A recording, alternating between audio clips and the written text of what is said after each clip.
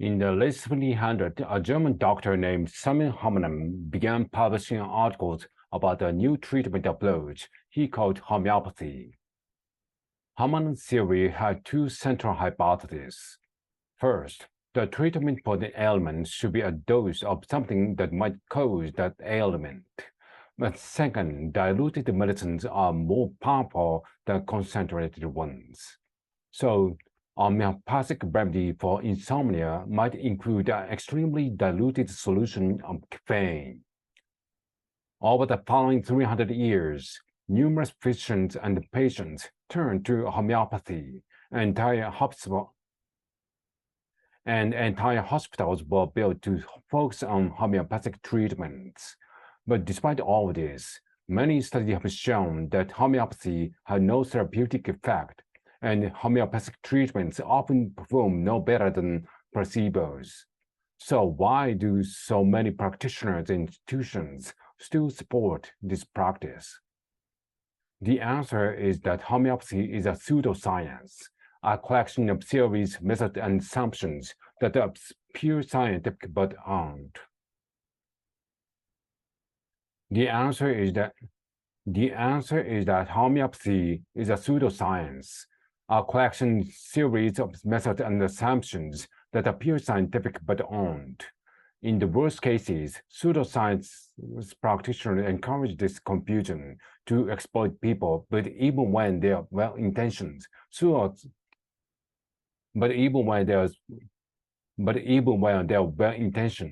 pseudoscience still prevent people from getting the help they need.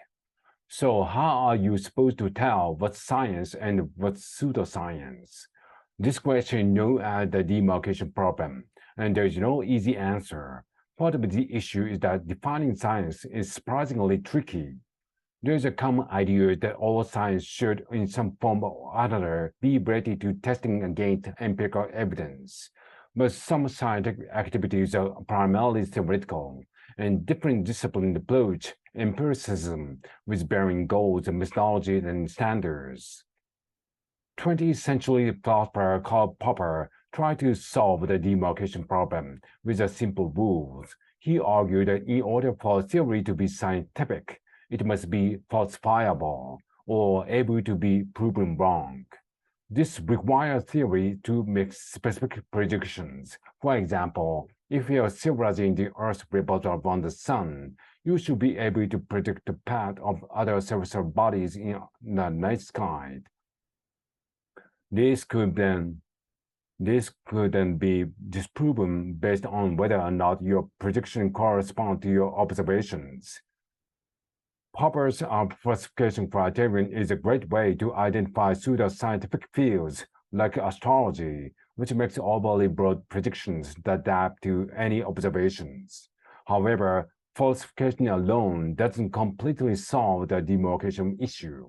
Many things we now consider science were once undetectable due to a lack of knowledge and technology. Fortunately, there are other factors we can use to identify pseudoscience, including how a field responds to criticism. Scientists should always be open to the possibility that new observations could change what they previously thought, and thoroughly disproven theories should be rejected in favor of new explanations. Conversely, pseudoscience theories are often continually modified to explain away any contradictory results. This kind of behavior shows a resistance to what philosopher Helen Longino calls transformative criticism. Pseudoscientific fields don't seek to address their internal biases or meaningfully engage in transparent peer review. Another key marker of science is overall consistency.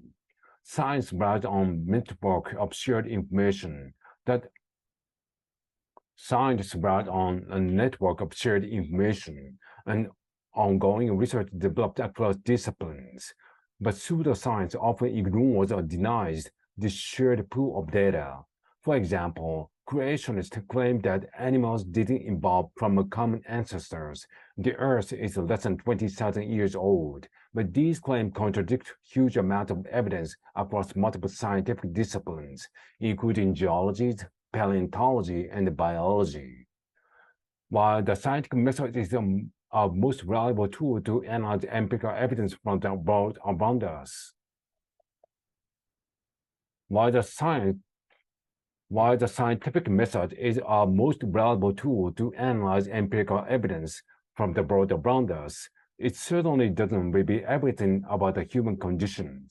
Faith-based beliefs can play an important role in our lives and cultural traditions, but the reason it's so important to draw a line is that people often address a belief system as science in effort to manipulate others or undermine legitimate scientific discoveries. And even in cases where this might seem harmless, legitimizing pseudoscience can impede genuine scientific progress. In a world where it's increasingly difficult to tell the fact from fictions, it's essential to keep your critical thinking sharp. So, the next time you hear amazing new claims, ask yourself, could we test this? The individual behind the theory updating the claims with new findings? Is this consistent with our broader?